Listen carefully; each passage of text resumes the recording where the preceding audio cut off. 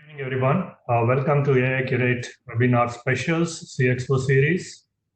Today, it's a privilege to have with us Mr. Ajay Nanavati to discuss on the topic Reimagine the Future of Leadership Strategic Perspectives. This session will be moderated by Samir Dhanrajani, CEO and co-founder AI Curate Advisory and Consulting. Before we start the session, few housekeeping rules. Please be on mute for uninterrupted listening experience. Leave your questions in the chat window of WebEx. We will take those up for Q&A. This webinar is being recorded and this playback video will be hosted on our website, www.aicurate.ai. Now I would like to introduce Ajay. Ajay Nanavati is a seasoned global executive with 35 plus years of multi-country, multi-business, cross-functional experience. He started his career with the Tata Group and joined 3M in India in 1988 as its first employee. He was responsible for forming the JV and building the organization from scratch. In the subsequent 28 years with 3M, he held positions of increasing responsibility in Singapore in APAC, Austin, Texas, St. Paul, Minnesota, and Israel. During this period, he was responsible for identifying, negotiating, and integrating a number of global acquisitions, launching new to company businesses while navigating through many global crises. He returned to India in 2008 as the first Indian MD of 3M's only public company outside the US. During this 5-year stint, the company's revenue doubled, market cap quadrupled, local manufacturing scaled up, and a major R&D center set up. Ajay is an active innovation evangelist on various forums, mentors startups, and is an angel investor. He is co-chair of CII Directors Guild on Corporate Governance, a member of the CII Startup Council, Advisory Board of International Institute of Information Technology, Advisory Board of Israel Center, IAMB, and Advisor Board of Flame University. Ajay sir, it's an honor to have you in our webinar specials today. Thanks for making time. Samir would now like to hand over the session to you. Over to you. Thanks, NK. And Ajay, it's an honor and privilege to have you at our AI Curate webinar specials.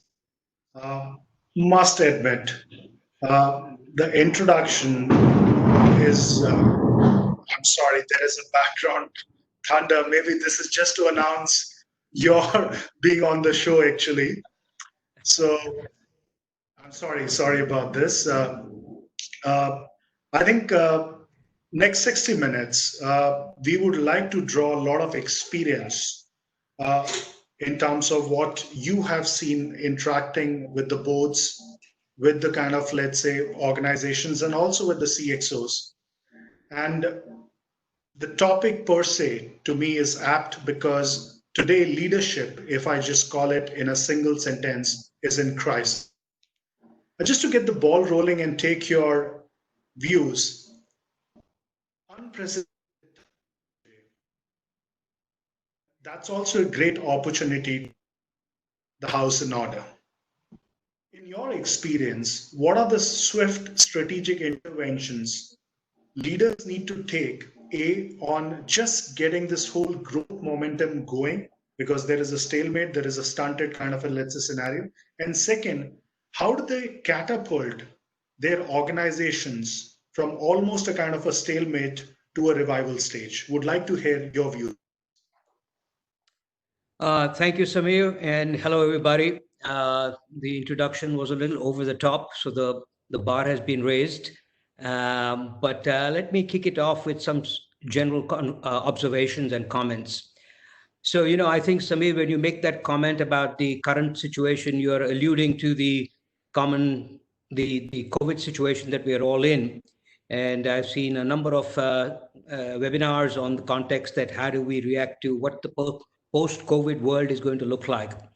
However, in my usually contrarian view, I think the question about the impact of COVID is overrated, in the sense that I believe there's a lot that should have been done to begin with. This was merely the trigger that will precipitate what should have been done in any case. As the old saying goes, never waste a good crisis. I will expand on specific areas of focus as we move along. But when I say that this is something that there were lots of issues that needed to be addressed even pre-COVID, the question then arises is, okay, why was it not done? If this was in fact something that should have, all these issues did need to be addressed, and I'll talk about what those issues are a little later. But the question is, why was it not done? So I strongly believe that when one is on a treadmill or riding a tiger, that is, the business is going gangbusters, it's very difficult to get off. We've all been in situations where we've been almost on autopilot. And that to me has always been the fact that, why rock the boat? Why break something which isn't broken? Why fix something that isn't broken?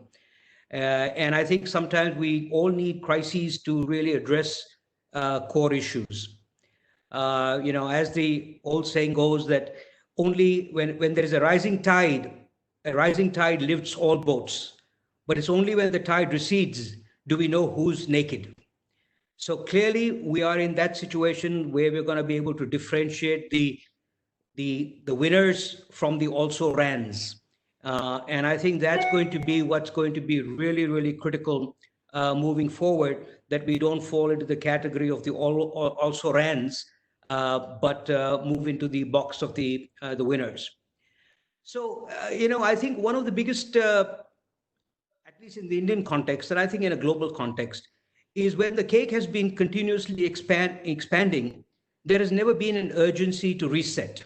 You had growth coming through market growth, you had growth coming from market share gains, you had growth coming from new products, and these were the traditional avenues for growth that we've seen.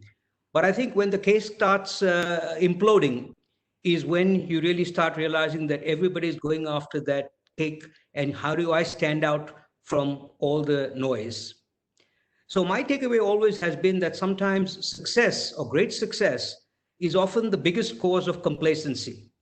And but in reality, now we have a situation where we have a crisis and people are believing that now is the time to address it. But in fact, really you should be addressing, the best time to address crises is repair the roof is when the sun is shining. There's no point trying to repair the roof when there is a downpour. The best time to do it, but unfortunately that's not typically how it happens. Having said that, I think the other reality that we are all waking up to, which is again long overdue, is the fact that we have always felt that what got you here won't get you there. As my friend Marshall Goldsmith said so succinctly in his work on that subject, of using past as a history as an indicator of future success. And that is a trap that many companies have fallen into. But the reality is that the music is going to stop at some point in time. And what I mean by the music is stopping is because, in my opinion, a lot of the growth that we have seen globally thus far has largely been debt-fueled growth. And the few companies who have managed to keep their head over water are the ones who are adequately capitalized, reduced with not too large debt loads. In fact, you're seeing this right now in the number of unicorns that are struggling, given the debt growth, whether it's come in the form of venture capital or private equity. And there was sort of a feeling that the music would never stop. So what is the answer to this? So I think, I am involved in a couple of, currently post my 3M career, in addition to my role as chairman of Syndicate Bank, I continue to be involved on a multitude of external entities. I'm on the board of and an investor in a Swiss startup. I'm on the board of a publicly listed family run company. I'm the board of a startup venture. And one of the common things that I find which apply across all these various forums that I'm associated with is that really we have to really double down and redefine who we are. Who are we and why do we exist? I mean, that sounds like a very existential question, but you'll find very few people can, very few organizations can actually articulate that in a compelling way. So I think the starting point is going to be we really need to use this opportunity to redefine who we are. What is our, why do we exist? So I think that's really the underlying theme that I'll touch upon as we move forward. So again, we are not going to have to do a revolution. This is more of an evolutionary process. We cannot look that we are going to dramatically transform overnight. So some of the themes that I'm very, very focused on, which I believe, as I said earlier, should have been addressed early on, but we never did for the reasons that I just outlined. Areas like productivity, for example. India, as a case in point, has amongst the lowest productivity norms in the world. Just using my own company as an example, 3M India started at around the same time as 3M China. When I joined 3M, we were about a $6 billion company and we had about 80,000 employees. Today, we are a $34 billion company and we have 80,000 employees. So the fact is that we grew 5x, 6x with effectively the same headcount. There's been a lot of talk about India capitalizing on the China downturn, but I truly believe that unless we address the productivity conundrum, that's going to be what global investors are going to look at. The other element, I think, which is very critical to revisit at this juncture is portfolio rebalancing. Historically, what happens is as the companies grow, we venture into adjacencies, we venture into areas which are not necessarily core to us, but seem attractive. And our portfolio just continues to expand into non-core activities. So this is a great opportunity to rebalance your portfolio. Finally, and again, we'll continue to talk about this as we move forward, I think one of the big changes that is going to take place going forward, and again, should have been done in the past, is really developing customer stickiness. As I said, when the cake is not expanding and everybody is going after hunting after the same piece of the cake, there is always going to be an attempt to respond to those circumstances. So I strongly believe that ring fencing your customers and developing that customer stickiness is a key attribute that winners will have to fulfill as we move forward. So that's a great narrative, what you said, Ajay, just to get the rolling, this whole aspect about productivity conundrum, the aspect about ring fencing the customers, and also in terms of really saying, look, yeah, how do you look at this pie which exists today and kind of ensure that it stays put kind of a thing. And what you said as part of your initial narrative is also because a lot of us could see the winds of change coming in. And we could have set the house in order at that point of time rather than just looking the damage with what's been caused today. Taking a step further, and this is something which I just want to build in terms of what you said. Now, in the last 60 odd days, while the business plans have imploded, let's take out that's okay. The contingency planning, value building, has always been a part of leadership. And that's where making comes to the picture. Suddenly, it's what have been used in the past doesn't apply anymore. Everyone is talking about alternatives. Everyone is talking about building those kind of, let's say, redundancies kind of a thing. But somewhere, and this is something which I'm sure our global participants would love to hear, in the past, you've come across these scenarios multiple times in your leadership stance and also with the boards you serve. They must have gone through some of these kind of, let's say, challenges. What's the kind of, let's say, reflection at that point of time the leaders need to take to ensure this whole contingency planning is more like a preemptive process than a postmortem? No, that's a great question, Samir. And as you quite correctly mentioned, in my career, from the day we started 3M in India in 1987, 88, was when the India financial crisis happened. Then I moved to Singapore when the Asia crisis happened. Then I moved to Austin when 9/11 happened. Then I moved to Minneapolis, St. Paul when the Lehman crisis happened. Then I moved to Israel when the war with Lebanon took place. So I've actually, my wife always jokes, she says, does trouble attract you or do you attract trouble? So having said, I have lived through many of these situations. And so what I'm about to share is from the school of hard knocks. This is not some academic, theoretical perspective. So, as you said quite correctly, companies do a lot of work in building contingency plans, developing risk mitigation strategies, etc. But the point is that we were all caught off guard. And the common refrain that everybody says that you keep hearing nowadays is the phrase unprecedented.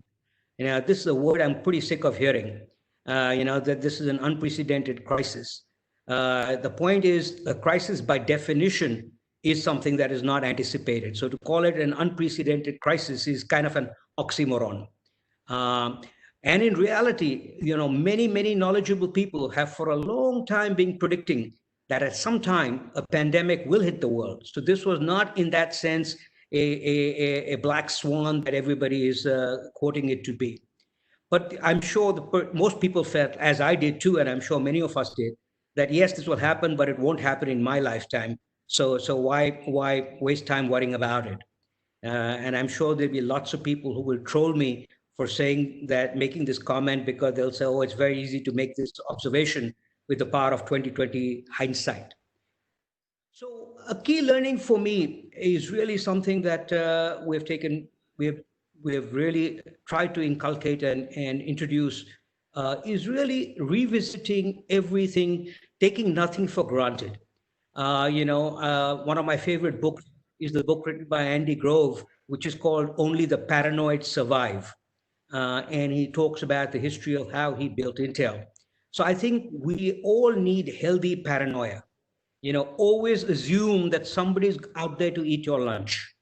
Sometimes we fall into that complacency trap that because I've been successful, nothing succeeds like success. So don't necessarily rock the boat. So one of the key learnings for me has been historically through all these various crises that I alluded to, was to have a rhythm where you continuously revisit historical assumptions. Because an assumption that is nowadays the arena of strat plans, I think being able to articulate a 5-year strat plan is overdue. It is no longer real. We live in such a rapidly evolving environment that to be able to say that I'm going to build a 5-year strat plan, and that's going to be like the 10 commandments of Moses coming down carved in stone, is the reason why I've seen too many organizations succumb. So we have to continuously revisit this and establish a rhythm. And in fact, I'm a strong, a lot of people, a lot of the startups that I'm associated with often tell me that, I come from a Six Sigma world, which is very process driven. And the general perception is that a process-driven organization tends to be less agile. And I think it's quite the contrary. If you have really a robust process, a good robust process actually builds into it the anticipation of things going wrong. That is the part of a robust process. And I think I've seen too often that, we stuck to the trodden path without recognizing the need to adapt, which, by the way, is one of my biggest, what I believe is one of the best leadership traits, is adaptability. So recently I actually wrote an article about a subject that, we all believe that we live in a very data-driven world. So if the data says so it must be right, and the Excel spreadsheet says so it must be right, and I think one of the things that I have been seen too often recently in all these board meetings that I sit in on, I am inundated with stacks and stacks which are on the screen. And I often say back and respond to that and saying, guys, looking at a snapshot at a point in time is meaningless. data is not static, it is dynamic. So to me, what is really more meaningful in terms of developing, in analyzing trends, is to what are the insights or the takeaways that emerge. Very rarely have I seen people translate those data points into insights and takeaways, which set the tone for what must be done next. So, for example, when I was in Austin, I was with the telecom division of 3M. And in the first time, and I've never seen it in any other company, we actually invited external analysts to critique our strategic plan and challenge our assumptions. How often do you have companies having the gumption to say that, listen, I would like to have a third party? We often get so blinded by what we know that we are unwilling to see the wood for the trees. So I've always been a believer that you really need to continuously challenge your assumptions and completely have them critiqued by the external community. Too often we drink the Kool-Aid and we fall into that nobody knows our business better than we know our business, and therefore, how can somebody else tell me what's wrong with my strategic plan? So these are some of my takeaways in terms of how companies need to build in strategies to respond to continuous changes. And the pace of change is going to get even more rapid. And I've seen this even in my own company. We were guilty of so often trying to defend the status quo that we didn't see the writing on the wall. As an example, we were the pioneers in the world in making overhead projectors. I'm not sure how many of the Gen X or millennials even know what a overhead projector is. But it was a razor and blade strategy that we would supply you with the overhead projector to make your presentations, and we would make money off the transparency films that we sold. And what happened was we were so busy trying to defend that when the initial writing was on the wall that the world was moving towards electronic presentations, we were completely caught off guard. So what was once upon a time the fastest growing, most profitable piece of business in our company almost overnight disappeared. And I can give you many such examples that where we even highly respected companies like ours have fallen into that trap. So nobody is immune from this. So the piece what you said, Ajay, and it's fascinating because I was trying to listen and understand some of these things while you mentioned some of the experiences you had in your previous organizations and the kind of, let's say, stuff you went through that.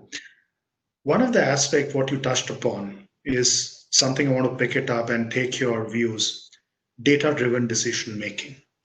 Now, subtly, we see a spate of these algorithms running beneath the value chains of the businesses. They're even in the boardroom kind of crunching data.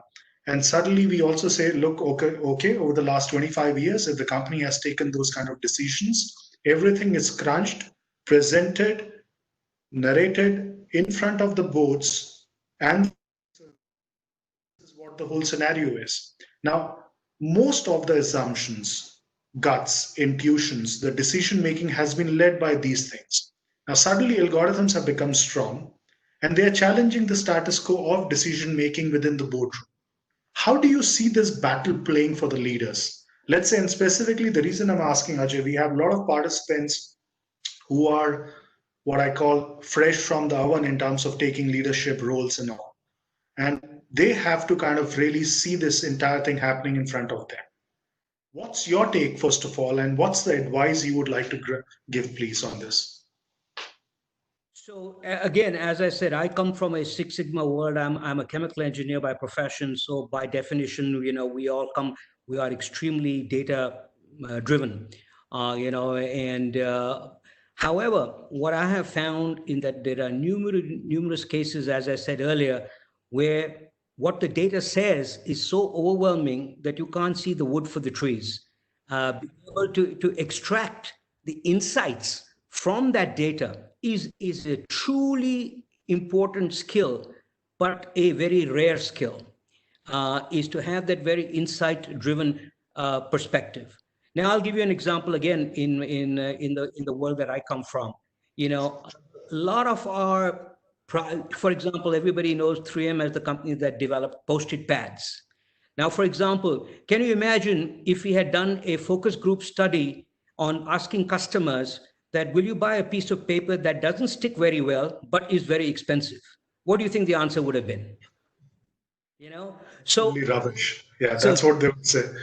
and similarly, as Henry Ford once said, that if you had asked people in that era, from a transportation point of view, what would you like to have, they would have said, I want a faster horse. So nobody would have said, I want a car. They would have said, I want a faster horse.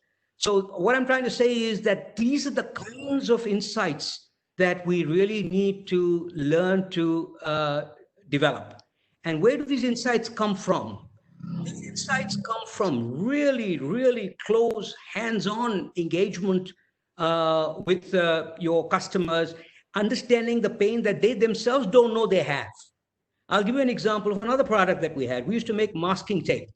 In the old days, cars used to have two-tone cars where you painted with two different shades, and people used to stick newspapers with Scotch tape while they were painting one half so that the color doesn't bleed into the other part. So again, we had people who went in there, is there a better way to do this? And that was the origin of the invention of masking tape, for example, where you could do two-tone car color shades without color bleeding. So, I can give you numerous such examples of where you really need to know what the customer himself doesn't know that he needs. And that really comes from deep, sharp flow engagement at all levels within the organization, getting into the trenches, just observing, asking the right questions. And these are skills that I would encourage everybody to develop. It's very easy to develop a product to meet an articulated need. The real challenge is to develop something that fulfills an unarticulated need. That's where the real power lies. So, Ajay, if I may chime in, during your 3M days, and I'm sure the participants would love to hear this, what's the time split you had in terms of, as you said, getting into the trenches, really looking in terms of hands-on approach? What's the kind of a time split you had in terms of being on the strategic side of things and being operational? That's a great question, and something that I'm always very passionate about, and I share with many of my peers in the CXO suite. I was almost anal about ensuring that I spent at least 40% of my time out in the field. And so I would spend, say, 40% of my time, literally. I still remember when I retired from 3M at my farewell, as we went around people, so one of the guys chimed up and said, Ajay, you were the only MD we knew who actually ever visited a warehouse where we store our goods. He said nobody in the prior 20 years had ever bothered to visit a warehouse where we stored goods. So my split of activity was largely almost 40% in terms of sort of customer engagement in the field, not in my air-conditioned room. And these were in the days I remember going into Delhi during the summer months when we didn't even have air-conditioned cars to make customer calls. And so my breakup of my time largely was to be about 40%, as I said, on customer engagement, 30% of about being the brand ambassador for the company. I come from a very brand conscious. I really believe that the only thing that will survive over the long haul is brand. Brand I see as the most valuable asset a company has. And so I'd spend about 30% of my time being in participating in external forums, learning, picking up stuff from people, not even from my industry. For example, I'm not an IT guy, but I would attend seminars in areas where which had nothing to do with our business or nothing to do with my own area of expertise, because I didn't want to be blindsided.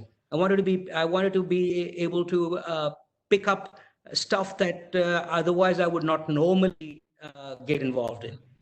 And I would spend about 25% of my time on operations. Now, I was fortunate that I had an outstanding leadership team that allowed me that luxury because I had people who were so greatly competent that the last thing they needed was me to be interfering or micromanaging them. So I was blessed in that sense. And I had spent about 10 to 15% of time on just my personal self development, continuous learning, which again I think is a key attribute. When you fall into that mindset that I know it all, which again I've seen too often. So that was kind of my time allocation. And in fact, I got to a point, I remember when I had asked my secretary to actually track my calendar and my appointment schedules to ensure that I was being true to my goal. So I was fairly anal about this.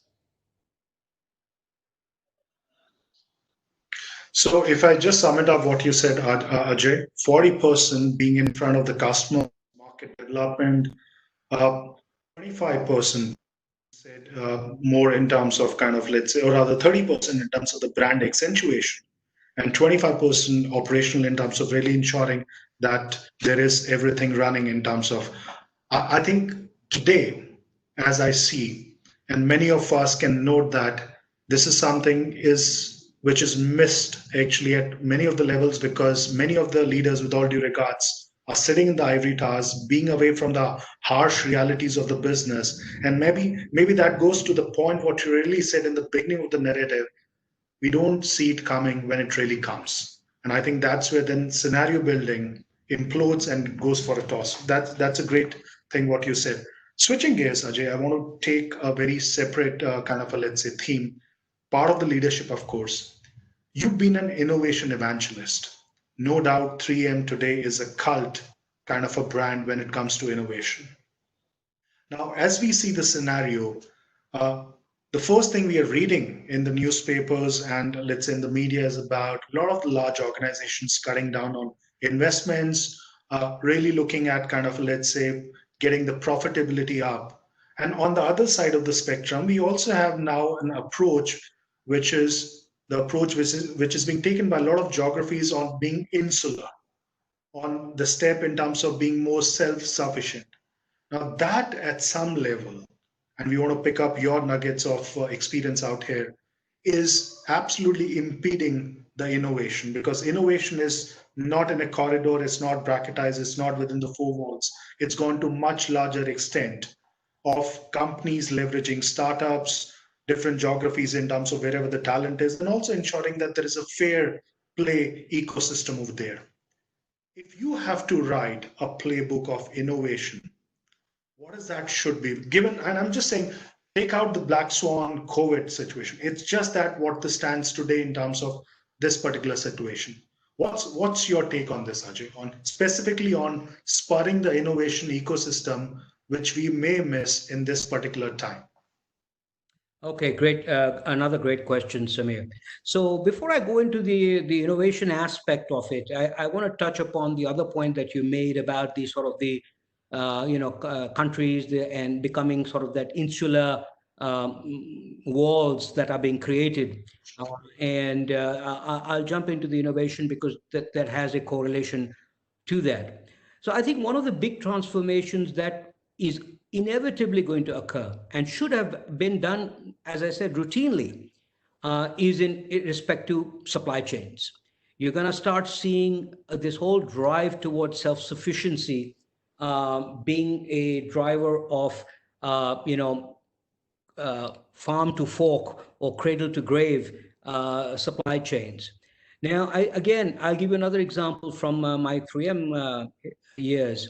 Yeah, in our company, for example, in the early days, 30, 40 years ago, and many companies were like this, the philosophy was built around having one mothership feeding the world on the grounds that, economies of scale were critical to enhancing competitiveness. And so there was this whole focus on creating large, we used to have a saying that we make it by the mile and we sell it by the inch. It was really about building these motherships that were feeding that. Can you say that again, please, Ajay? I think I'm sure audience would love to hear that particular phrase again. Yeah, the phrase was, we manufactured by the mile, we sold by the inch. So there was a whole philosophy of creating large scale mother units that would then feed the rest of the world. Uh, we got to a point that the supply chains became so complex that I still remember one of our earlier CEOs, George Buckley, when he came on board and he came from the outside world and he was one of the few inorganic CEOs that we had. And he looked at this and he said, wow, this is like a hairball. That was the phrase he used to describe that. It was so complex. And we had 100,000 SKUs coming from 60 different countries, and it made inventory planning a challenge. It made the number of SKUs we had were just unbelievable. Over time, we all migrated, and which I think is really important, and I think companies are going to have to do that more now, is really having much more nimble modular plants that tended to be closer to where their customers are, where production could be rapidly scaled up or scaled down as the need arose. And the production lines were geared for quick changeovers, which could be done seamlessly. And so this was done way before COVID hit the street. So that's the point I'm making, that this was stuff that should have been done from the get-go. It shouldn't have taken something like COVID to make this happen. But clearly, you're going to start seeing a trend towards having far more modular, nimble plants located closer to end user customers. So just imagine if you had situations like that in India, where you could shut down a plant or scale it back up in 24 hours. How powerful that could be, and how quickly changeovers could be done from one model to the other without shutting down plants for weeks on end. These are the kinds of things that I think are going to be other big drivers. So that's why when I say innovation, the reason I made this example was innovation goes beyond product innovation. There is supply chain innovation, there is business model innovation, there is all kinds of innovation.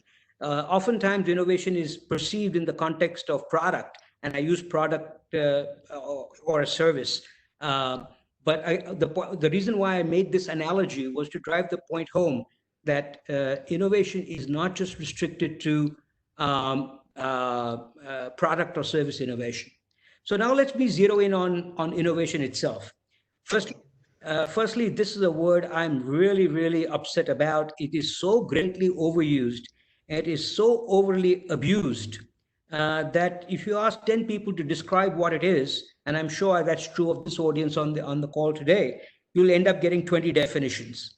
So it has become such an abused phrase that people are not able to even clearly articulate what that is. So I have too often, again, this is true of the companies that I'm currently associated with, including a public sector bank and or an autocom company or the other various startups, logistics startup that I'm associated with. I keep trying to drive that message home. Guys, can you really clearly articulate what makes you different? And this comes back to that comment I made right at the beginning about saying redefining who you are. To me, it really starts with understanding what your core competencies are. In 3M, we used to have the equivalent of a periodic table, which captured different competencies that we had. And I still believe till today, the real magic of innovation at 3M was our unique ability to mix and match these components. So oftentimes I get asked, what connection does Post-it pads have with micropore adhesive tape, for example? And you say that, at the end of the day, it's about adhesive technology and it's about precision coating. So if you define your sandbox, depending on how you define your sandbox, if you say I am a Post-it company versus saying that I'm a company who's an expert at adhesives and precision coatings, a whole different world opens up for you. I've had the same conversation with some of my more recent companies that I'm associated with. When I ask them to define who they are you a bank? Is that how you define yourself? Are you an autocom company? Is that how you define yourself? So really defining your sandbox is really the starting point of expanding that definition of who we are. and what we do. So one of the things that I've too often seen, and we've seen this very much in the Indian context, this whole phrase about jugaad innovation. I know you had Rishi as one of your speakers, and Rishi is an old friend. We go back a long time ago when he wrote that book. I remember he'd come by to interview me. And, I've always said that innovation is not a one-time event. It's not a eureka moment, when an apple falls from a tree or the water, Archimedes sees the water rising in the bathtub. These are not eureka moments. These are actually continuous processes. It's a day in, day out activity. It's something that has to be so deeply inculcated in the DNA of the organization. Oftentimes people come up with this one outstanding product and they ride that wave indefinitely. So I always say that innovation is not a one-time event. It is a continuous process, And so I do believe that this current crisis is going to create a setback in some ways as the focus shifts from, staying alive to talking about what the future looks like. So if I may chime in, there is a question which has come in, which is very contextualized to the aspect what you are responding, which is innovation. Now, if we take the 3M aspect about innovation, and you talked a great deal about that in terms of how it was embedded as part of the ecosystem within the DNA of the organization. On the other side today, a new age company like Tesla. Now, how do you compare this? And again, the comparison is not about whatever innovation, but here they're trying to create new categories and then, I would say, stitch the demand basis that. Is that a new breed of innovation, if you call it, or you have a different kind of analogy or a kind of a, let's say, viewpoint on this? Again, there are, as we all know, there are many, many types of innovation. There is incremental innovation. There is disruptive innovation. You can cut and you can slice it and dice it every which way.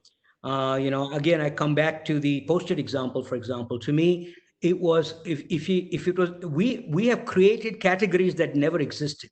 Who would have thought about, this concept of category creation is absolutely appropriate.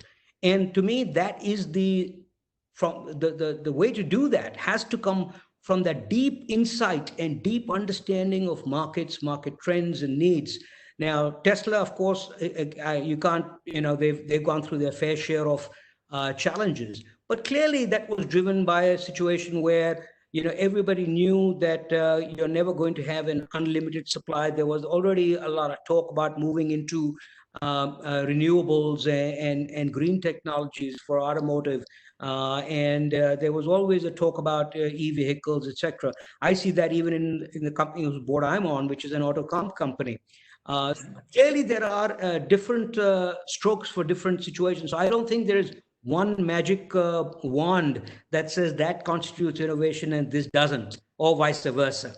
And that's why I say that it's a continuous process. It's not a one-time thing, And so I'm not sure if I adequately responded to that question, but you see a lot of that happening currently, where people are doing these minor tweaks and calling that innovation without really, and I'm not running down incremental innovation. But I do believe that we have to go, look at the Indian ecosystem, for example, the number of Me Too's that you see. We have this sort of jump on the bandwagon mindset. Whatever is the flavor of the month, whichever ice cream is the flavor of the month, is the one that everybody jumps on. So let me add one more flavor, Ajay, to this. And you've been an angel investor. You also advise a lot of startups. Now, startups use this word innovation. They just use it very, very kind of, let's say, blatantly, if I just put that. Over there, the life cycle of innovation, what they're talking about is just saying, look, we have a first mover advantage, a first in its genre. You buy that thing when they say that? Is it something which is sustainable, the way they go about create something, and suddenly that life cycle of that creation or innovation is just about 6 months or 1 year? Is that some sustainable, or do you suggest some kind of a different strategic approach for startups? No, so again, as I said, you always, what are going to be your, I mean, if you look at your classic Porter's five forces, I mean, what is going to be your key differentiator? Either it's going to be, one of them is obviously first mover advantage, which I have no issue with. I think that is certainly a rational basis to a lot of companies invest, a lot of PEs, VCs invest in companies because they believe they have spotted a opportunity. So either you have deep pockets, you have an early mover advantage, you have, particular. So there's nothing wrong with that.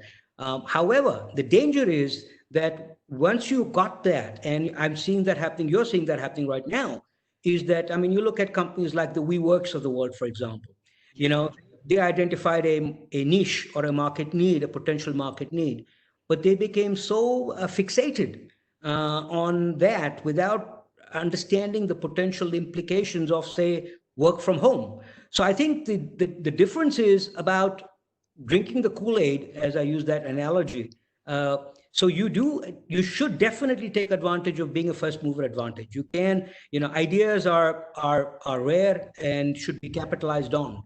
But the question is, never allow that to become an assumption. I gave you that analogy of 3M, where we bought into our own unfallibility that nothing could go wrong. The music would play forever. So I think it's a continuous process, and that's what I was alluding to, is that it is not a one-time thing. You got to continuously assume that somebody is going to be out there to eat your lunch, and anticipate, what that is going to be like. What somebody's going to come up with a better mousetrap, and so rightly said that. Ajay, I'm chiming in because there is a very interesting question which has come in, and I can't stop taking that. You mentioned about these classical management theory, Board of 5C. Then, of course, you have been a Six Sigma expert. And then we talk about core competency and the likes of Shumantra Ghoshal, Ram Charan. Now, the fact over there, the question is more about, look, in today's time, there is a deconstruction of the value chain which has happened. Our customers are not the customers anymore. We call post-sliced customer. You're treating them royally in terms of a very kind of intuitive kind of, let's say, product and services which are curated for them. So suddenly there are those theories which have gone for a toss, and AI has taken over. I mean, exponential technologies have come in which are challenging the status quo of these management theories. And listening to your entire narrative, I think this question is obvious. When does this kind of a blend, or these are too disparate, and this is the time to kind of say there are new theories which will evolve? What's your take on this, please? So I'll give you an example. In the bank that I was associated with, we were a 100-year-old bank, and we had 4,000 branches across the country. We had 40,000 employees. And we were chugging along because we came from a world where giving a loan, we were doing you a favor by giving you money. I still remember at one of my first board meetings, I was surrounded by a room of very, very senior, seasoned financial service experts, and I'm not a finance guy myself. And my first question was, how many of you have called on a customer in the last 6 months? And believe it or not one hand went up. Because the perception was that we're waiting for the phone to ring. We're doing you a favor by giving you money. You should be calling us. We shouldn't be calling you. So I believe that we are now in an era, and I think AI is going to definitely transform, more so in that area of insights. And that's where I draw this sort of where the paths merge, is using a combination of history, track record, data, and merging that with and evolving insights from that, so that interpretation of the data is far more important than the data itself. And I think that's going to be the magic source going forward. Wonderful. There's one more question which is on this customer experience side. Now, you mentioned about changing preferences of the customers, and also that innovation-led approach of kind of co-creating the products kind of a thing, or services. here's the thing what we're talking about here today. And the question is more about, let's say, two people, let's say you and me buying shoes, and you have a preference for sneakers, but I have a preference for loafers. And the companies are looking at that very, very diligently and kind of co-creating or curating that product which suits you and me. Now, this is a nightmare for supply chain, demand and supply kind of projections. And the question is more about, given these changing preferences, how does the whole aspect of leadership change over there? You have to, So, and I'm just building it up. Ajay, you may have to correlate with the days where you're spending time on the road, meeting a lot of customers and distributors and a lot of folks. But how do you see that this whole thing happening, Ajay? so as I see it, that there is no question, and this comes back to that earlier point I made about having nimble, agile plants. The new mantra going forward, in for sure, is going to be mass customization. That phrase, which I love actually, this concept of what we call mass customization. And how do you customize at scale? And I think that's going to be transformational. And this is where agility and nimbleness are going to become key attributes. And you're right, it is going to it is going to be a challenge for supply chain. It is going to be, as I said, we used to have, you could cut and slice and dice the number of variations that we have in Post-its, for example, size, shape, color, quantity. I mean, you can slice it and dice it every which way, because clearly everybody has a different need or a different want. So I believe that absolutely going to be essential. There's this whole concept of one size fits all is gone, and companies that are able to adapt to this new reality of mass customization and making products that, I mean, you've already seen examples of that. I mean, you've seen companies who will make who can online tailor custom shirts for you, for example.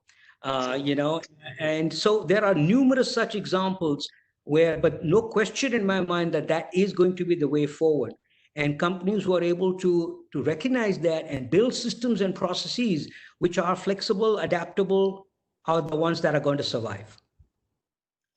Awesome. On the innovation side, there is a question, Ajay, and I just take it verbatim. Mm-hmm. Innovations, as you also mentioned, also involves burning a lot of investments over there, which has a direct implications in terms of the health of the organization. And somewhere, I think this is where I'm sure the participants would like to kind of leverage their experience. Is there a kind of a, let's say, in terms of hedging investments, innovations, and the ROI? That's a great question, and I get asked that all the time. I often get told that, you come from this MNC mindset, that you guys have got deep pockets, so you can afford to give gyan on this subject, but you don't understand the ground reality. And I'll tell you this, and I say this with absolute conviction, that this is where the differences lies between R&D spending and innovation. The correlation, the assumption that how much you spend on R&D is directly correlated to innovation is actually a false assumption. Innovation does not happen in R&D labs. Let me be very clear about that. So this perception that I got to spend big bucks to come up with a cool idea is a very misplaced assumption. And it is a common assumption that only organizations with deep pockets, if that was the case, how would you have the small companies taking on the big boys and putting them out of business? So first of all, we have to understand that R&D spend is not directly correlated, and there is absolutely tangible data to support this. This is not just some anecdotal comment. There is actually empirical data that reinforces that point, that companies who spend the most on R&D are not necessarily the most innovative. So there is no correlation between that. So I strongly believe this. I come back to my point. Most of our innovation in 3M, for example, came from what we call customer-inspired innovation. It was innovation that the customers brought to the table And our tech service organization, for example, the guys who would go out onto the shop floors to teach our customers to use our products, they were the biggest source of innovation in our company. It was the sales reps, it was the tech service engineers. Those were the guys who were the big source of innovation. It wasn't the R&D guys sitting in white coats and labs, which were coming up with the best innovation, because the best understanding of customer needs was people closest to the customer. So I think people need to understand that this often assumed correlation between R&D spending and innovation is a misplaced assumption. This is one thing I want to take, and sticking to the main theme, reimagine the future of leadership. And you've set a fantastic, I would say, rendition and two experience nuggets. If you have to say, this is your version, top 3 traits of leadership from a couple of years from now, which you want the leaders to demonstrate, what that again, a subject near and dear to my heart. I think one of the biggest changes that you're going to see, and you should see, India has probably been slow on that. There has been this historical, what I call the Rockstar CEO Syndrome. We have come to this.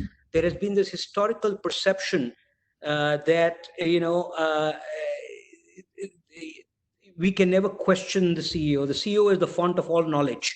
He is the ultimate arbiter of expertise, and he's gotten there into that role because he is flawless. And I think one of the biggest changes that we are going to see, and India is going to struggle with this because historically we've had a very hierarchical culture here. But I think one of the big things that you're going to see is that there is going to be a desire to really diffuse authority, diffuse responsibility. This centralization of decision making, or this assumption that only the top 5 people in the company are flawless is going to definitely be challenged. So how do we address that? So I think one of the two things I really believe is critical, and I say this on many boards that I am, is we need diversity. And when I say diversity, oftentimes diversity is seen in the context of gender. But I want to tell you that to me, diversity means having people of different experiences, different thought processes, different cultural backgrounds, different color of skin, etc. So I think one of the biggest dangers that we have is that too often we surround ourselves with clones of ourselves. People who think like us, who walk like us, who eat like us, who dress like us, who act like us. And that to me is one thing that has to change in leadership. Is leadership have to be far more diverse. I'll give you an example of my 3M again as a case study. We had a situation, we were an iconic American company, and an iconic American company based in the Midwest, in small town Americana, our chairman was a Swede. Our head of international was a Korean. Our head of technology was an Indian. Our head of HR was a Canadian. And I can go on and on and on. So 7 of the top 10 people were non-Americans in iconic American companies. So I attribute a lot of our innovation culture, our acceptance of diversity, and our willingness to, and more important than diversity, it is creating a culture that encourages dissent and people feel comfortable speaking up. And I see that not too often happening out here, again, because of our sort of hierarchical cultural mindset. The mother of all disasters is groupthink, and you fall into that trap when you're surrounding yourself by people who are either saying, boss, what a great idea, and, we all are in full agreement. I'm a huge believer in encouraging dissent, and I've seen this at the boards that I'm involved in. to really create that environment that encourages dissent, that acceptance of dissent is, I think, going to be a very important leadership trait going forward. So we got to move away from this assumption that we have this sort of Rockstar CEO syndrome. We are already seeing organizations move away from the traditional, organized structures that we've seen.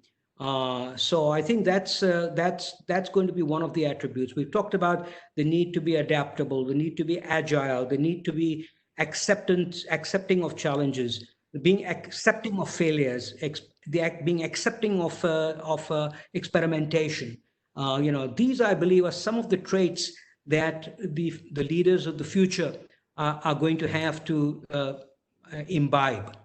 And I also look at the fact, for example, one of the things that we often did, and I know we're running out of time, so I'm going to stop, was finding this right blend of domain expertise and general knowledge, depth versus breadth. Depth versus breadth. This is a perennial debate. That what is more important? Is depth more important or is breadth more important? So, for example, again, I come back to our company. We were a company full of engineers. But over the last 10 odd years, we consciously started recruiting left brain and right brain types with liberal arts backgrounds in a highly engineering oriented company. Similarly, one of the things we did very well in 3M in developing leaders was we provided huge conscious job rotation opportunities. We move people around. I myself have worn multiple hats, whether it be in line functions, staff functions, different geographies, different businesses. So we really consciously worked at providing our people, as we were grooming them for leadership, to make them really multidimensional.